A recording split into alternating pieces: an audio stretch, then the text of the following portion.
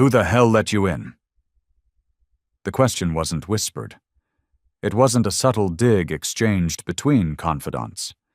It was a verbal grenade tossed into the heart of the Apex Innovators Summit Gala, detonating with enough force to make the holographic orchestra flicker. The sound, sharp and ugly, sliced through the curated hum of networking and champagne flutes, a shard of glass in a symphony of progress. Heads, adorned with diamonds and legacy, swiveled towards the epicenter of the disruption. She stood there, a vision in ice-white silk, a dress so stark it seemed to absorb the light around it. Tiffany Von Astor. 26 years old, the new wife of a tech billionaire, her face a perfect polished mask of surgical enhancements and inherited arrogance. She looked the black woman standing before her up and down, her gaze a slow, contemptuous inventory, as if she'd found vermin scuttling across the pristine white marble of her penthouse. A few nervous titters rippled through the nearby circles of influence.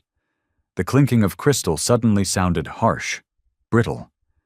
But Serafina James, the woman in the emerald gown, stood unmoving in the eye of the storm. Her dress wasn't white, the color of sterile wealth. It was the deep, living green of a forest after rain, structured yet flowing, a statement of life and resilience. Her hair was braided into an intricate crown, not a style meant for passing trends, but one that spoke of heritage, of strength woven into every strand.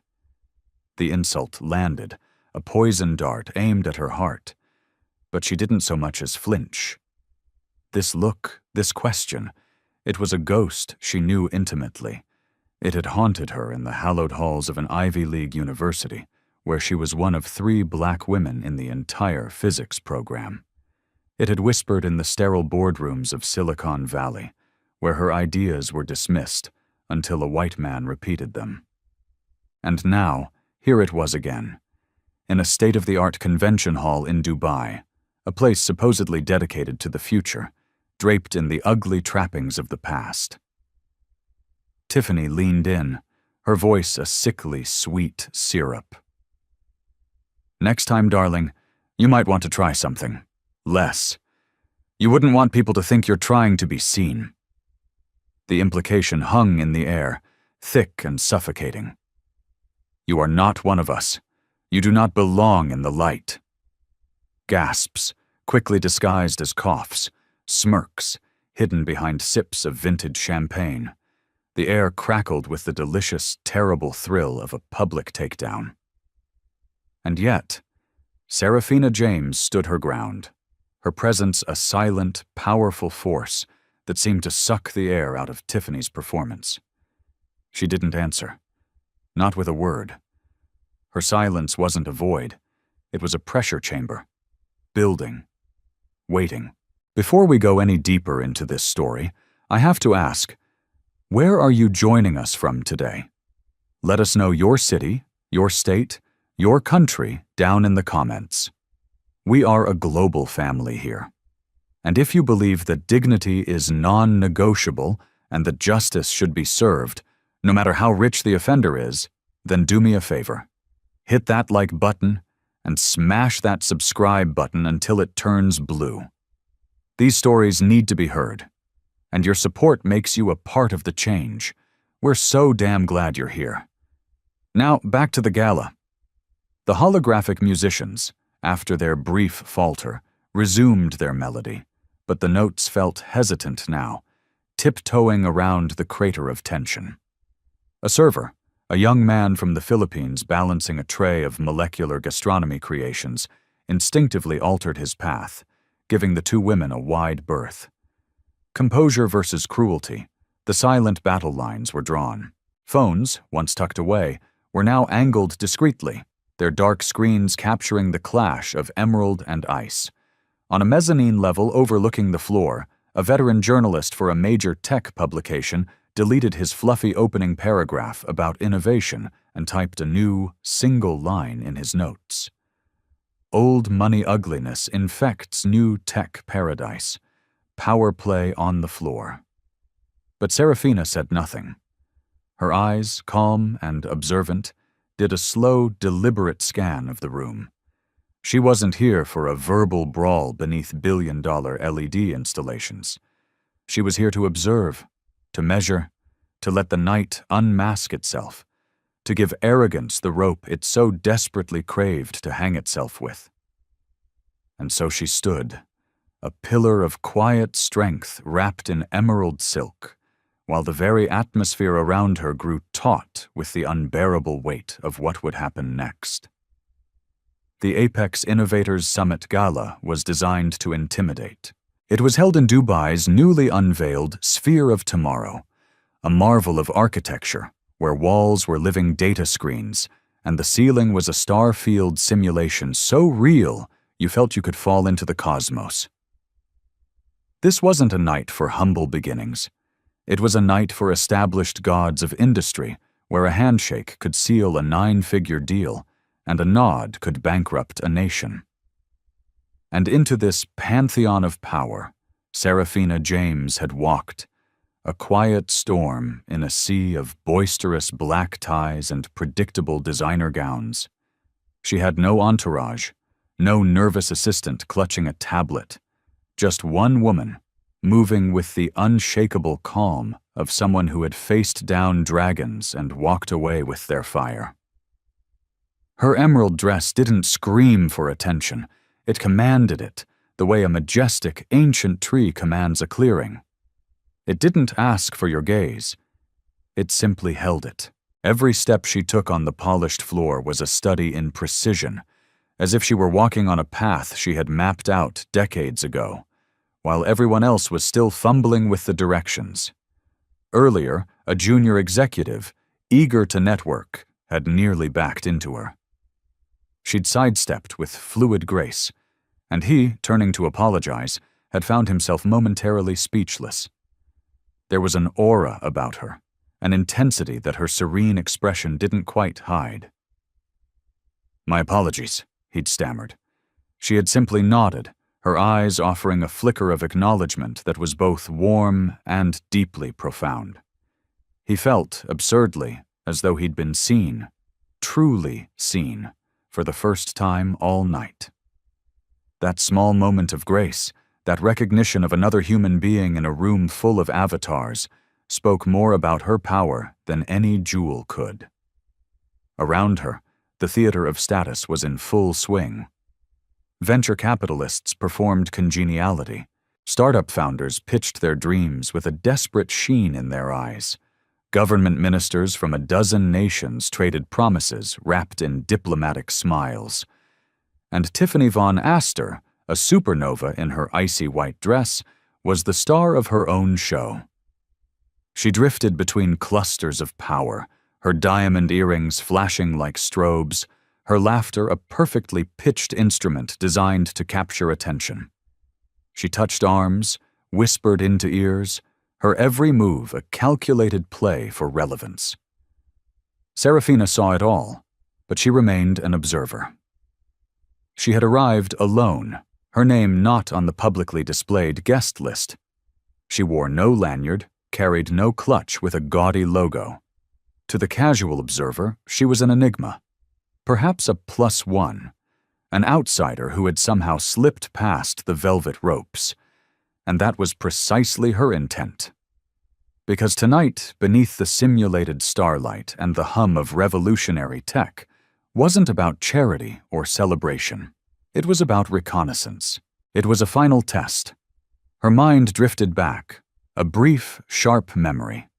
A tiny, underfunded startup office in Austin, Texas, 15 years ago. She was 25, wearing a cheap blazer, her hands shaking as she pitched her revolutionary data encryption algorithm to a room of dismissive, smirking men in expensive suits. One of them had interrupted her, not to ask a question, but to say, "Honey, this is cute, but you don't have the gravitas to play in this league." They hadn't just rejected her idea, they had rejected her existence in their world. She hadn't argued, she hadn't cried. She had walked out of that room and, in the silence of her tiny apartment, she had started building her own league. An empire built not on who you knew, but on what you could create. Now she stood in another room, being mistaken for less than she was, but the script had changed. This time, she was the one holding the pen. From the glass-walled mezzanine above, the veteran journalist, a man named Marcus Thorne, was typing furiously on his tablet. An anonymous source had leaked the summit's financials earlier that day. A single, colossal investment had bankrolled nearly 70% of the entire event, including the cutting-edge tech on display.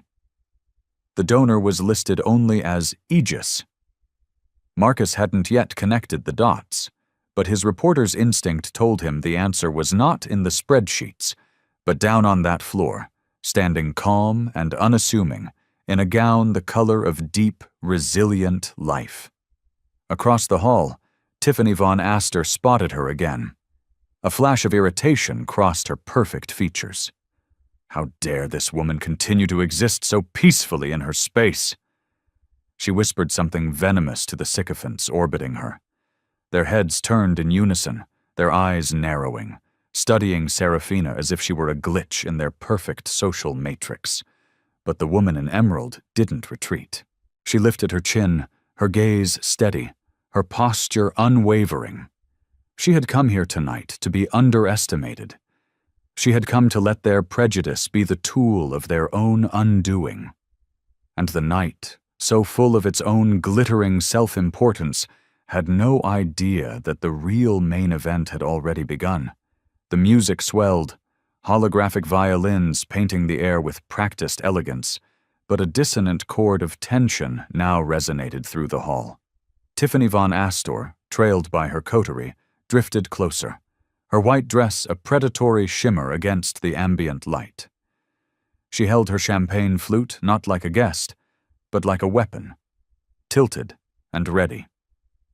She stopped, positioning herself directly in Serafina's path. "Oh," she exclaimed, her voice amplified for the benefit of the room. "It's you again." Her smile was a masterpiece of cosmetic dentistry, all gleam and no warmth. The words were dipped in saccharin, but their edges were razor-sharp. She gestured expansively to the donors and tech moguls beside her. "This is what I simply adore about these global summits. The sheer variety of attendees." A deliberate pause, followed by a light, airy laugh. "Some of us arrive with a legacy. Others, it seems, arrive with just a dress."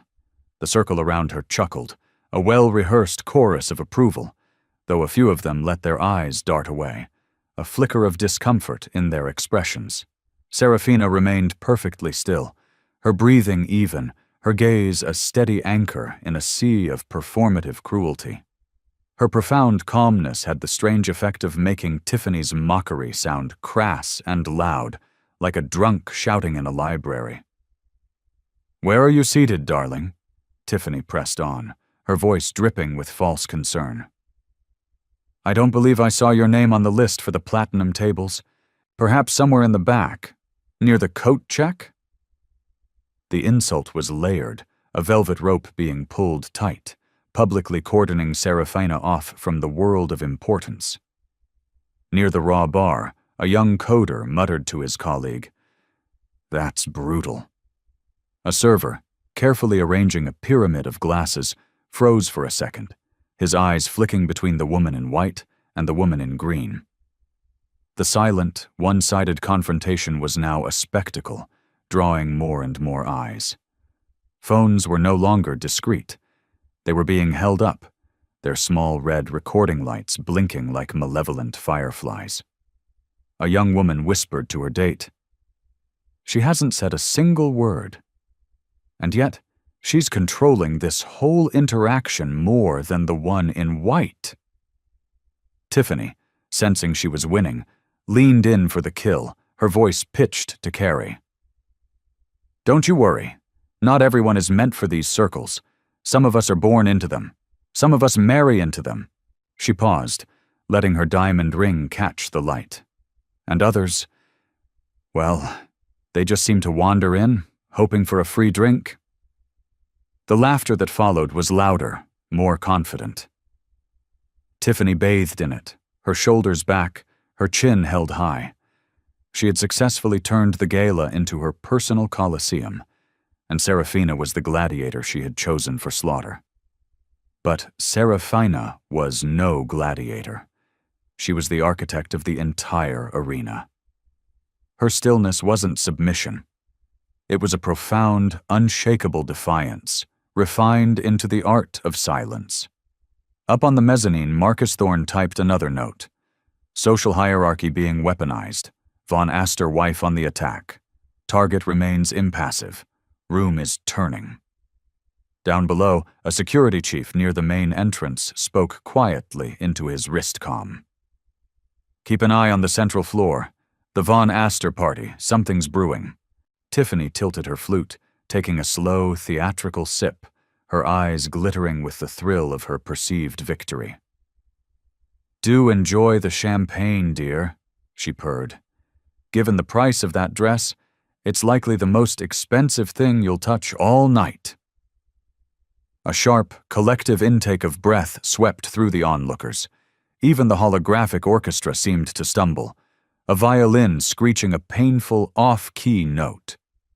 And still, Serafina James said nothing. Her silence was now a physical presence, a weight pressing down on the hall, daring anyone else to fill the void. The escalation wasn't about shouting or overt aggression.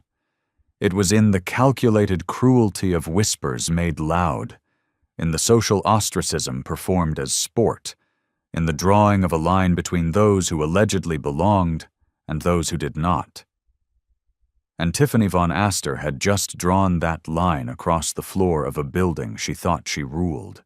But the line she drew was the very stage Serafina had been waiting for them to build. The cruel laughter hung in the air, shallow and brittle, echoing beneath the simulated constellations that had borne witness to eons of silent, cosmic power. But Serafina James did not break. With a movement of surgical precision, her hand reached out, not in aggression, but in a gesture of absolute calm.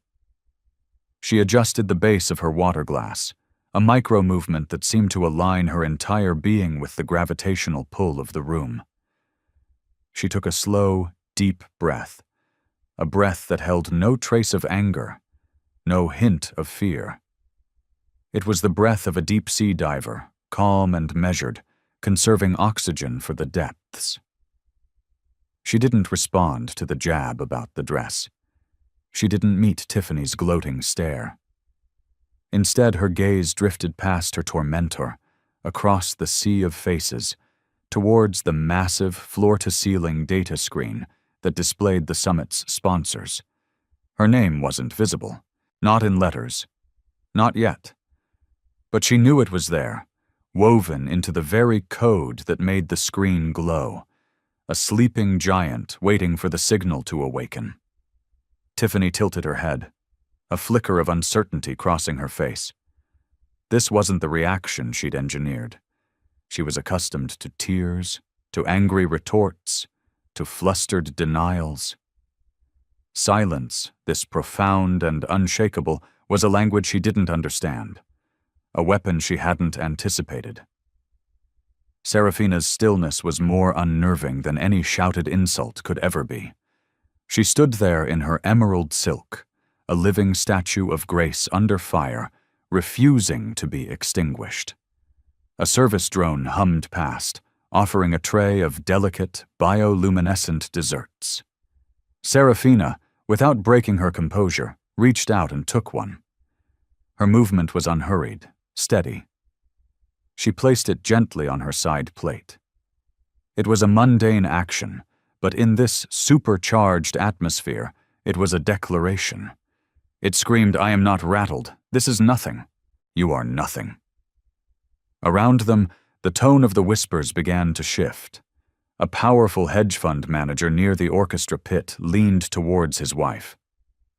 "She hasn't said a thing," he murmured, "but I feel like I'm watching a masterclass in power." His wife nodded, her eyes locked on Serafina's composed face.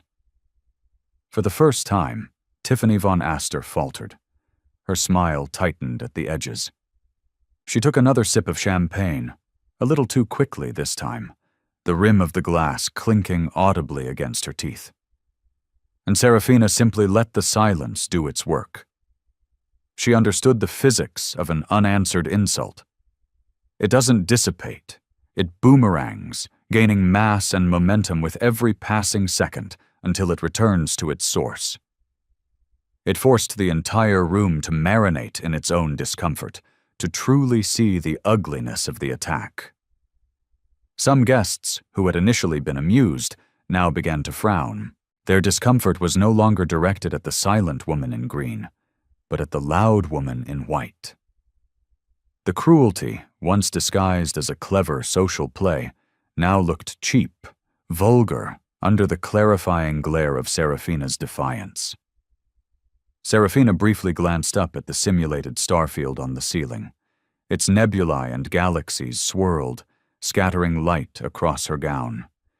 The deep green fabric shimmered, looking less like silk and more like burnished, unbreakable armor. A memory surfaced, unbidden. She was 28, presenting a keynote at a tech conference in Berlin. She had been the only woman, the only person of color, on the main stage. Afterward, a prominent investor had approached her, not to praise her work, but to tell her, "You're very articulate, for one of them." He had meant it as a compliment. She hadn't corrected him. She hadn't screamed. She had learned a vital lesson that day. Patience turns their condescension into their confession. That lesson was breathing through her now, in this hall, under these false stars.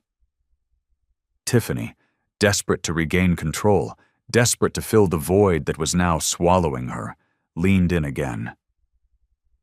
"Cat got your tongue, darling?" she sneered. "Or are you just not used to conversations this elevated?" But Serafina didn't move.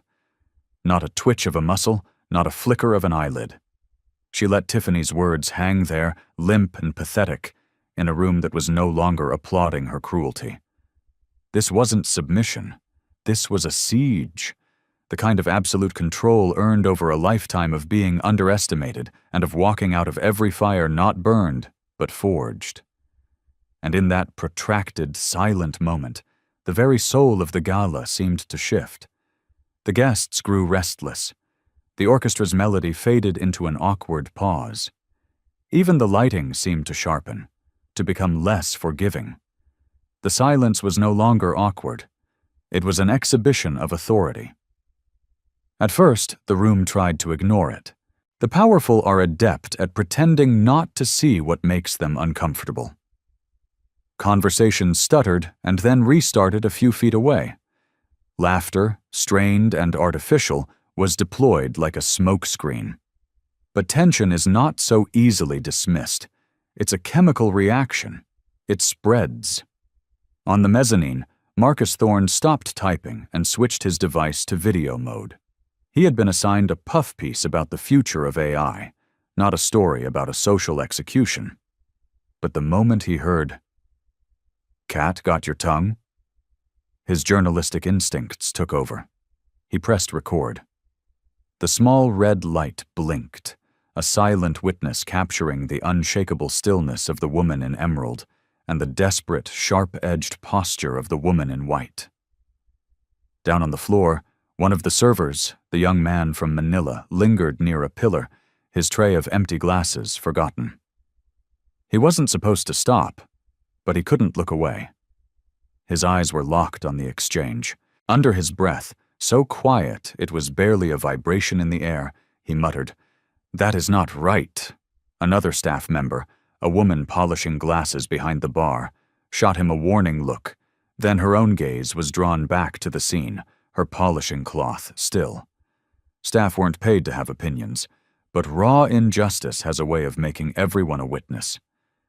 Near the silent auction displays, 2 guests had turned their bodies completely, abandoning their own conversation. One, a young, brilliant coder from Brazil in a vibrant blue dress, whispered to her companion, "Why are they all just letting this happen?"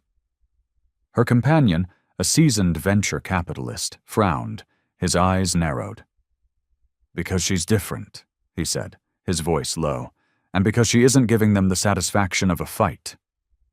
Tiffany Von Astor, oblivious to the turning tide, was basking in her own performance. But the cracks in her audience were beginning to show. More phones were emerging, held up with less and less subtlety. The reflections of the simulated stars shimmered in their dark screens. Every second of Serafina's silence was being captured, documented, ready to be broadcast.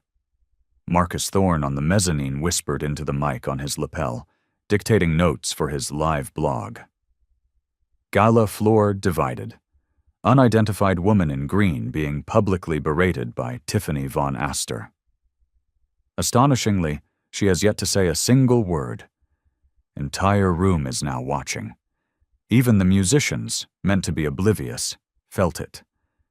The lead cellist, an older woman with decades of experience playing for the elite, lost her place in the score, her bow trembling slightly. She glanced toward Serafina, a flicker of something, empathy, respect in her eyes, before quickly looking back at her music, her cheeks flushed with a faint, embarrassed pink. And then, the first audible crack in the wall of silent complicity. A man in a tailored gray suit, a tech CEO from South Korea seated near the stage, called out. His voice wasn't loud, but it was clear, and it cut through the nervous hum. "She has said nothing to you. Perhaps you should let her be." A collective gasp. Heads swiveled. The billionaire's wife stiffened, the mask of amused superiority slipping for a fraction of a second to reveal the raw fury beneath, before she plastered on another brittle smile. Serafina remained still, her silence unbroken, but her eyes flickered for a brief moment to the man who had spoken, a quiet acknowledgement of his small, significant act of courage. Whispers now rolled through the room like a tidal surge. "Someone's filming this. This is going to be on Twitter in minutes. That woman in green, who the hell is she?" Tiffany laughed, a sound too bright, too sharp, trying to drown out the murmurs. "Oh, don't be so dramatic, everyone. We're just having a bit of fun." But her tone rang hollow now, defensive. In the corner, the head of security spoke into his comm again, his voice more urgent. "We may have a situation developing on the main floor. I need eyes everywhere." And just like that, the dynamic had irrevocably shifted. What had started as a private, cruel insult had metastasized into a public spectacle. Witnesses were no longer passive. They had been activated, not with shouts or fists, but with the quiet, modern-day weapons of cameras, murmurs, and the simple, courageous act of saying, "This is not right." Serafina had let it all unfold. She hadn't needed to raise her voice. The room was finally starting to find its own. The tension didn't cool. It thickened, turning into a suffocating smog of judgment. Tiffany Von Astor's grip on her champagne flute was now white-knuckled. The smirk was a rictus, a desperate holding pattern on her lips, but she would not, could not let silence be the victor.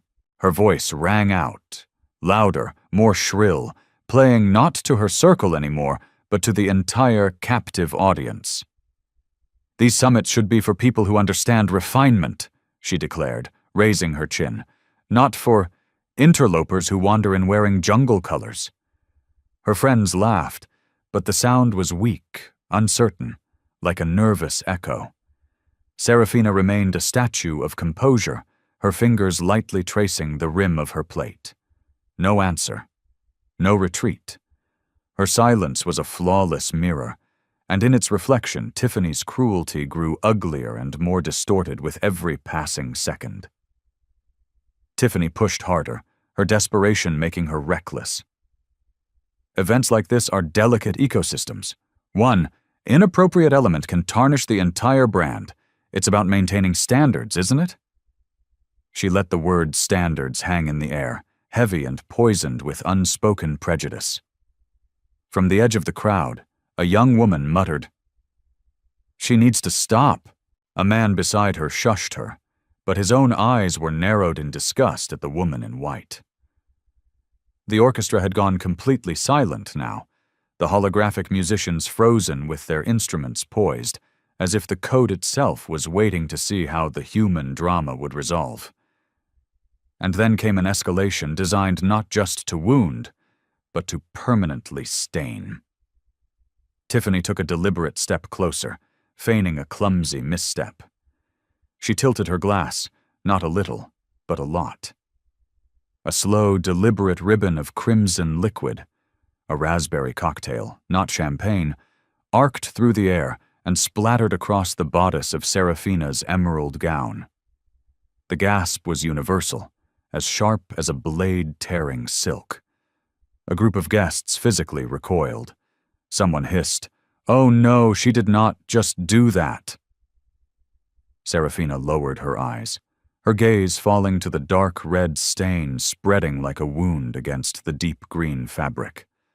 Her face remained a mask of impenetrable calm. She picked up her linen napkin and dabbed at the spill once, a single, precise gesture.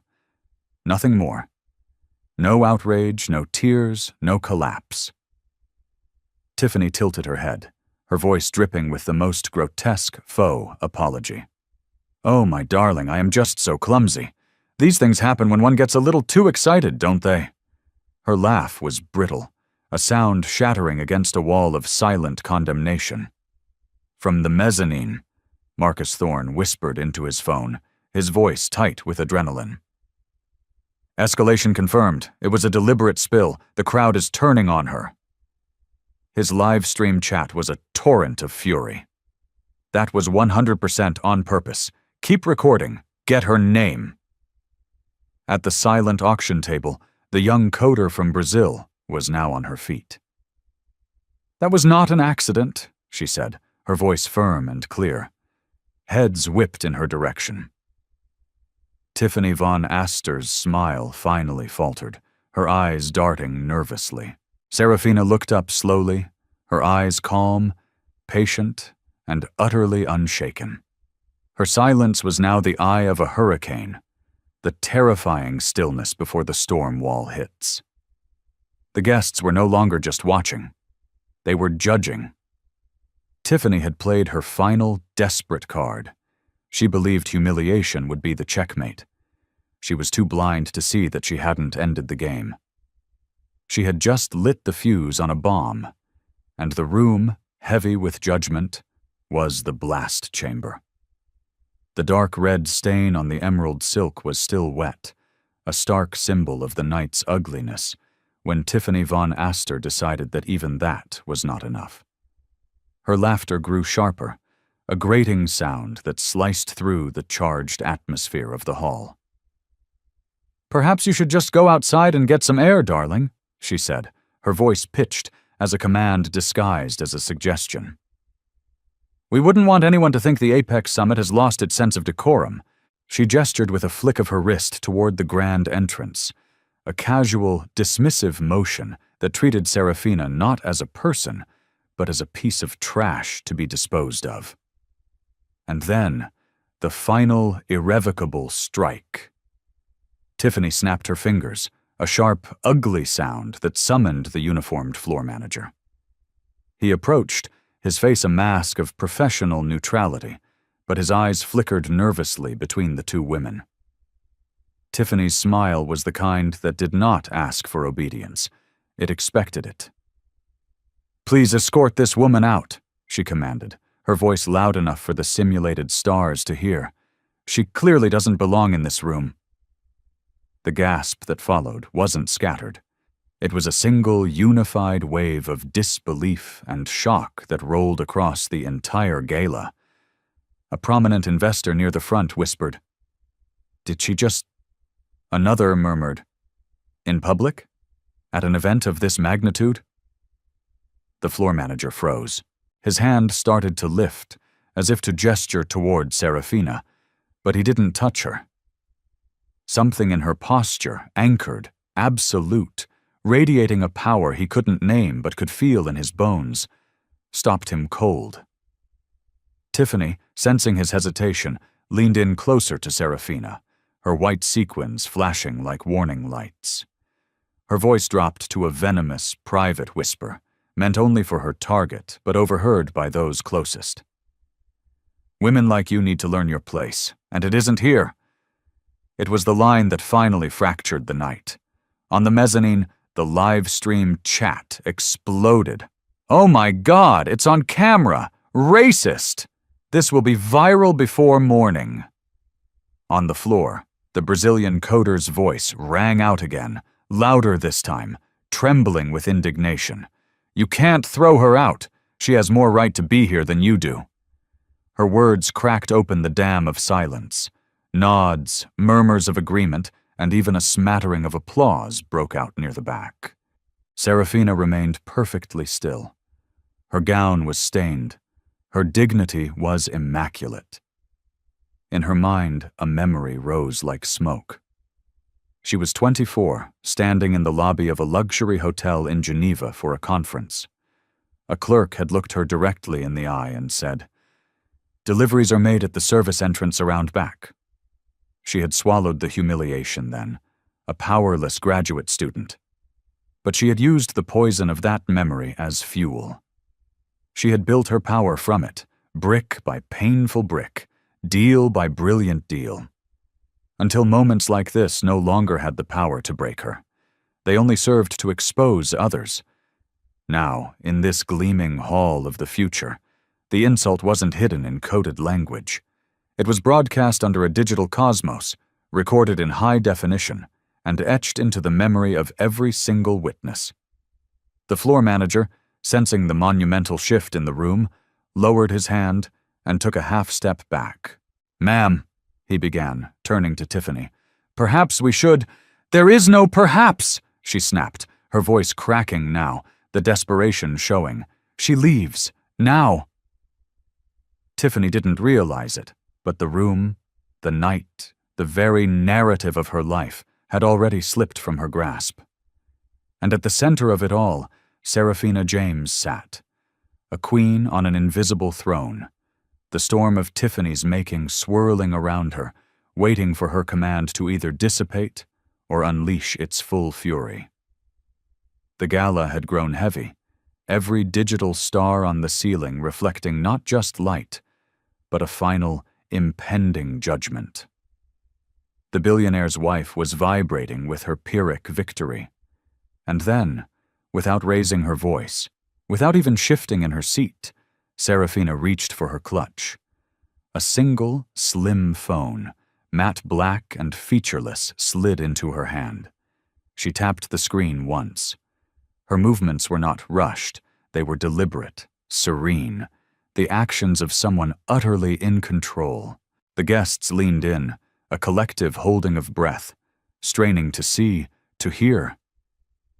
"Activate Aegis Directive," she said. Her voice was quiet, almost conversational, the calm, even tone of someone ordering a latte, not summoning an earthquake. Instantly, a voice responded through a nearly invisible earpiece tucked in her ear.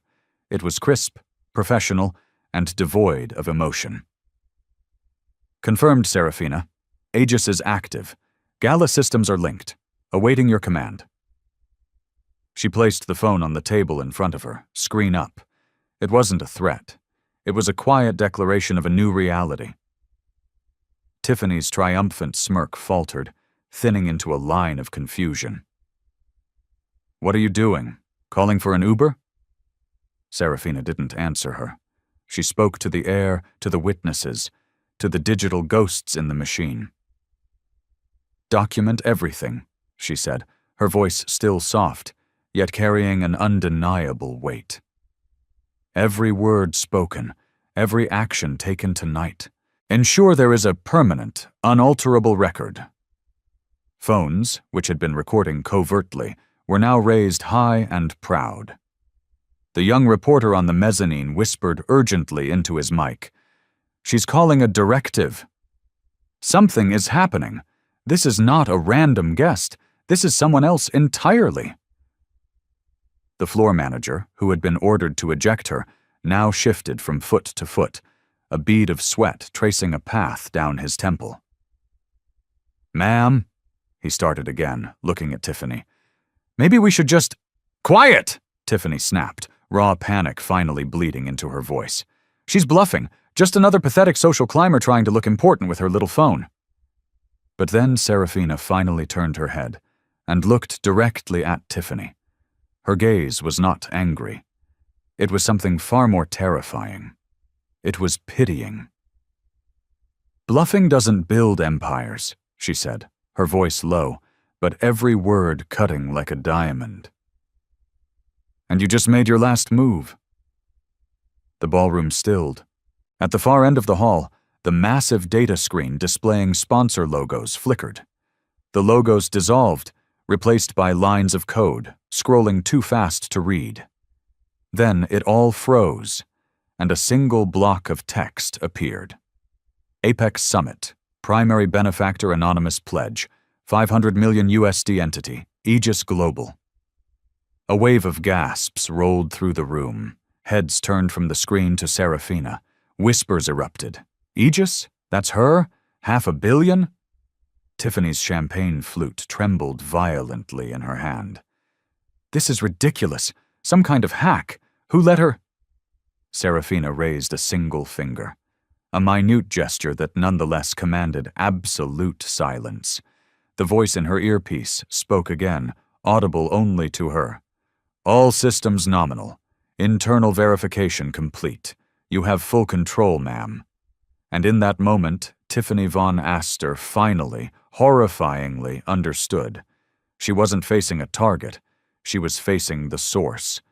Serafina's silence was over. The counteroffensive had just begun. The air in the sphere of tomorrow had shifted. It was now thick with the scent of expensive perfume, ozone from the electronics, and the undeniable metallic tang of revelation. The giant screen glowed.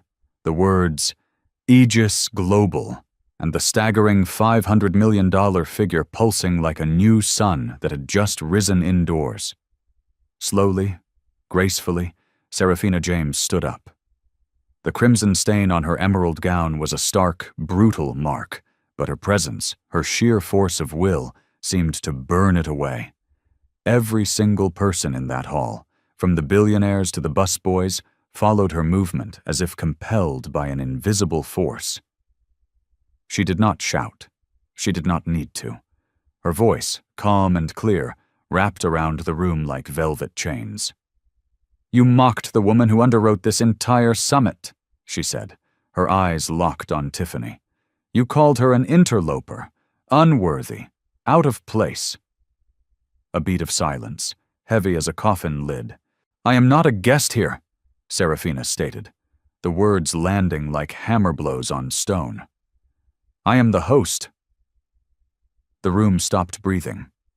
Glasses froze halfway to lips.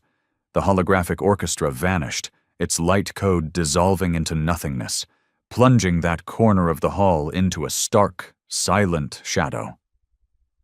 Serafina took one step toward Tiffany von Aster. The click of her heel on the marble floor was the only sound in the universe. "I am the primary benefactor of this gala. I am the anonymous founder and CEO of Aegis Global." She paused, letting the weight of that name settle. Aegis, the most powerful and enigmatic data security firm on the planet, the invisible architecture that powered half the corporations represented in that very room. "And beyond that," she continued, letting the silence stretch until it became painful, "I am the majority shareholder in the parent company that owns the social media platform your husband just acquired for $3 billion, a detonation of gasps. A man near the stage literally dropped his glass, which shattered on the floor with a sound like a gunshot.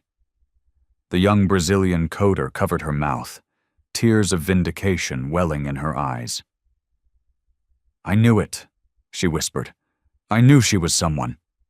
Tiffany's perfectly constructed face crumbled, the mask of arrogance dissolved, revealing the terrified, insecure child beneath. She stammered. That's impossible. My husband, our family, we control.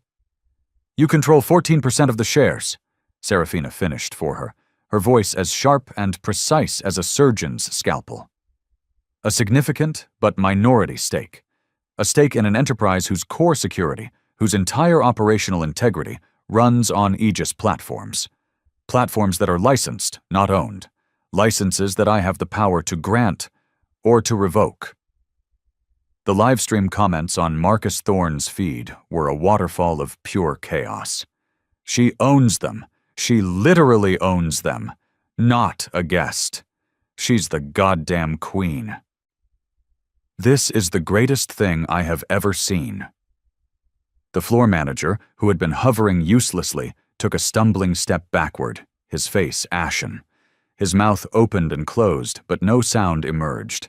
Serafina's eyes, cold and clear as a winter sky, never left Tiffany's. You see, you didn't ask who I was before you decided what I wasn't. You looked at my face, at my dress, and you wrote a story in your head. A story in which you were the princess, and I was the peasant. You never stopped to consider that you might be the jester in my court. Murmurs were turning into audible declarations. One investor said aloud, She runs Aegis. She basically owns the digital backbone of this entire room. Tiffany's white dress now looked like a shroud. She opened her mouth to speak, but her voice was gone. Her power, inflated by her husband's name and her own venom, had been punctured and lay deflating at her feet in front of the entire world. Serafina didn't gloat. She didn't smile. She simply stood there, an embodiment of consequence, letting the truth reshape the reality of the room. You wanted me gone from this room, she said at last, her voice soft but final. But I am the foundation this room was built on, and tonight every single person here will remember that true power doesn't always wear the costume you expect. The simulated stars on the ceiling seemed to brighten, their light scattering like a million tiny spotlights across her emerald gown.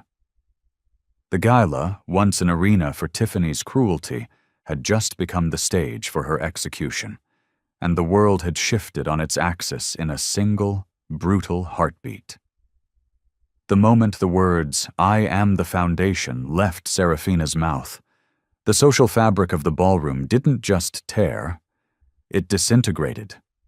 Tiffany von Astor stood as if flash-frozen, her crimson-stained hand still clutching the champagne flute, a relic from a reality that no longer existed.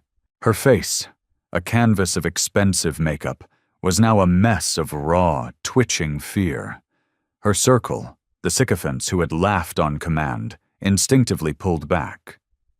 Their movements were subtle, a step away, a turned shoulder, a sudden fascination with their own shoes, but collectively it formed a quarantine zone around her. The safety of the pack vanished the instant they realized their alpha was nothing but a sacrificial lamb. One woman in a sapphire dress whispered to her husband, "Oh my God, Julian is going to be ruined." Another just stared, her mind furiously calculating the fallout, desperate to remember if she had been caught on camera laughing. The floor manager, the man ordered to be the instrument of humiliation, was now sweating profusely, his professional veneer stripped away to reveal a man terrified for his job, for his future. He stammered, "Ma'am, I had no idea. Forgive me." The words directed at Serafina, a desperate plea for clemency. On the mezzanine, Marcus Thorne's live stream had broken the internet. The viewer count was skyrocketing into the millions. Comments scrolled too fast to be read. Aegis Global, she's a legend. The Von Astors are cancelled. Emerald Dress CEO is my new hero. Marcus himself was whispering, his voice trembling with the sheer magnitude of the story that had fallen into his lap. The tide didn't just turn, he dictated. It was a tsunami. The orchestra remained frozen, a silent, holographic ghost. The guests were now a churning sea of reactions. Some began to applaud, tentatively at first, then with growing confidence and fervor. Others were simply stunned into silence, their mouths agape, processing the sheer audacity of the reversal they had just witnessed. And many, many phones were out now, held high and proud, no pretense of discretion. This was history, and everyone needed their own copy. And the husband, Julian von Astor, the tech billionaire, seated at the head table near the dais, finally moved.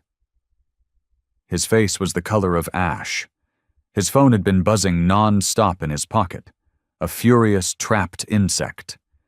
He finally pulled it out, his eyes scanning the flood of notifications. Messages from his board of directors, alerts from his CFO, red downward arrows from his stock tracking app. The blood drained from his face. His wife's petty cruelty had just detonated a nuclear bomb in the heart of his empire. He tried to stand, to say something, to do anything, but the collective gaze of the room pinned him to his chair. For the first time in his adult life, his money was worthless, his power a phantom. His entire kingdom was dwarfed by the woman standing tall in a stained emerald gown.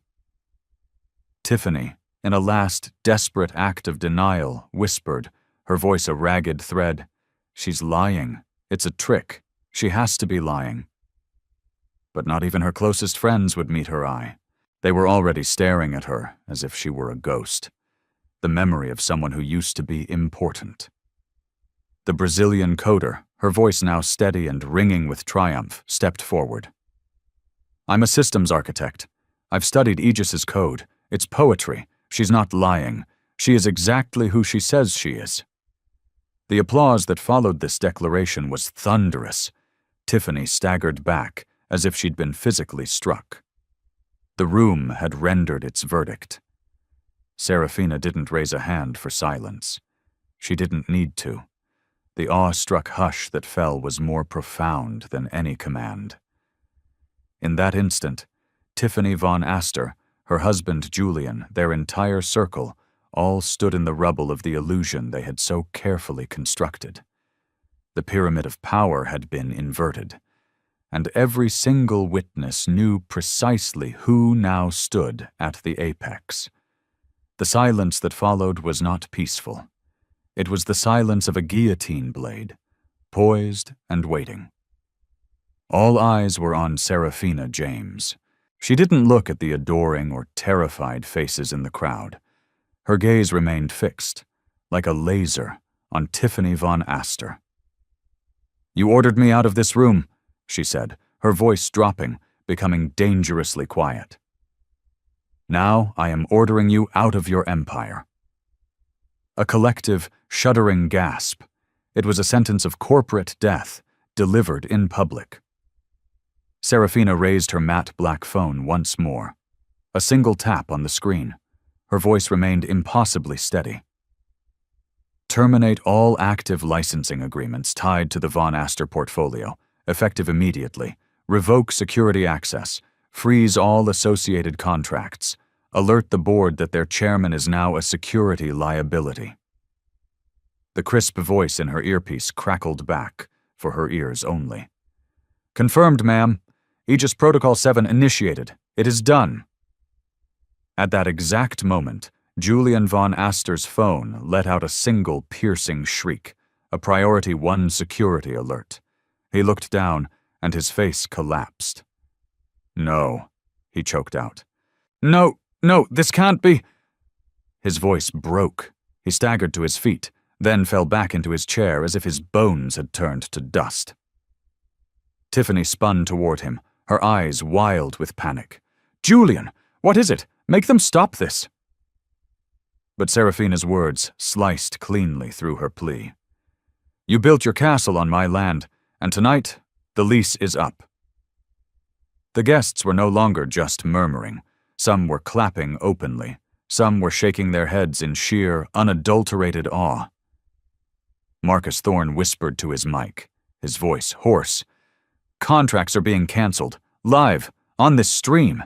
She just vaporized their entire corporate structure." Tiffany's face flushed a blotchy, terrified red, then drained completely, leaving her looking like a wax figure. She lunged a step closer to Serafina, her voice a cracked plea. "You can't do this to us." Serafina turned her body slightly, a gesture of final dismissal, not even granting her the dignity of a full frontal gaze. "I'm not doing anything to you," she said. "It's already done." Her earpiece confirmed it. Von Aster accounts locked, Horizon Project access revoked, automated notifications sent to the SEC, the financial press, and your legal team. The floor manager, who had once been ordered to remove her, now bowed his head slightly, a gesture of deference and surrender. The staff, all along the walls, stood straighter, a silent army that had just witnessed the fall of a tyrant and the coronation of a queen. Julian slumped further in his chair, his phone now a dead weight in his hand, displaying emails that were digital tombstones for his life's work. His empire hadn't just stumbled, it had been erased from existence in less time than it takes to make a toast. And Tiffany, once the glittering, cruel center of this universe, stood broken, her icy white dress now a costume for the most public and profound humiliation imaginable. Serafina placed her phone gently back into her clutch. She didn't smirk. She didn't celebrate. She simply let the profound, heavy weight of justice settle into the chandeliered silence. The punishment wasn't rage. It was consequence. It wasn't chaos. It was control. Absolute. Surgical. Irreversible. And every single person in that ballroom finally understood. The real power had never been loud, had never been cruel. It had been waiting. Patient. Silent. Until the perfect moment to rewrite the world, the simulated stars glittered above, scattering fragments of light across a room that had just witnessed not just a confrontation, but a complete and total dismantling. The arrogance, the laughter, the casual cruelty, all of it had been flayed, layer by layer, in front of an audience of the world's most powerful people. Serafina James stood tall, her emerald gown stained but her spirit incandescent, a beacon of unshakable strength. The crimson mark no longer looked like a stain of humiliation. It looked like a battle scar, proof that she had taken the enemy's best shot and had not only survived, but had emerged victorious and utterly untouched. She turned, her movements slow and deliberate, letting her gaze sweep across the entire ballroom. Every eye met hers. Guests who had whispered, who had smirked, who had stayed silent out of fear or apathy, now stared at her with a new expression. Reverence. Some looked ashamed, others inspired, but all of them were irrevocably changed by what they had seen. Her voice, when she spoke one last time, was clear, steady, and carried the weight of a fundamental truth. "Respect," she said, "is not measured by the diamonds you wear or the last name printed on your invitation. Respect is character. It is revealed in the dark, in the moments when you think no one is watching, in how you treat those you assume have no power." She paused, letting her eyes land one last time on the broken figure of Tiffany von Aster. Tonight, that choice defined you. And tonight, it ended you. Tiffany sagged against a nearby table, her white dress looking garish and cheap under the stark lights.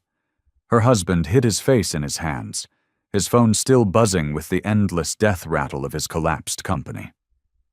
An empire built on code had been erased by a single, quiet command. On the mezzanine, Marcus Thorne spoke into his mic, his voice filled with awe. "This isn't a business story anymore. This is a legend. This is justice, delivered live to an audience of millions." His live stream comments had become a single, roaring chorus. "Power isn't loud. Emerald dress forever. This is dignity." Serafina placed her phone back in her clutch, the soft click of the magnetic clasp sounding like the closing of a history book. She took a step toward the exit, and the crowd parted for her like the Red Sea. Guests scrambled out of her way, creating a path, not out of fear, but out of a deep, instinctual respect. At the grand doorway, she paused. She turned her head just enough for her final words to slice back through the hall. "You thought my silence was weakness," she said, "but you were wrong. Silence isn't weakness. Silence is strategy, and tonight, underestimating it was your last mistake." What did you think of that ending? If you felt that wave of justice wash over you, let me know in the comments by typing "power." And don't forget to subscribe and turn on notifications, because we are building a community here dedicated to stories exactly like this one. The room finally exhaled, a collective release of breath it didn't know it was holding. Applause rose, not the polite, scattered applause of a gala, but a raw, thunderous standing ovation. It swelled like a tide that could not be stopped. Phones stayed raised, not just to record, but to bear witness. The story was already out of the room, already rocketing across timelines, already igniting conversations in cities thousands of miles away. And Serafina James, the woman in the stained emerald gown, walked out into the Dubai night. Unhurried, head held high. Her dress gleamed like the embers of a fire that had burned down an old world to make way for a new one. She hadn't shouted. She hadn't pleaded. She had simply demonstrated power, controlled, undeniable, unforgettable. Because justice doesn't always arrive with thunder and lightning. Sometimes it arrives in emerald silk, with calm, patient eyes and a voice that never, ever needs to be raised. And in that ballroom, every witness knew they hadn't just seen a woman win a fight. They had seen the very definition of power change before their eyes. If this story moved you, share it with someone who needs to be reminded of their own strength. Thank you for being here. Until next time, stay strong and remember the power of silence.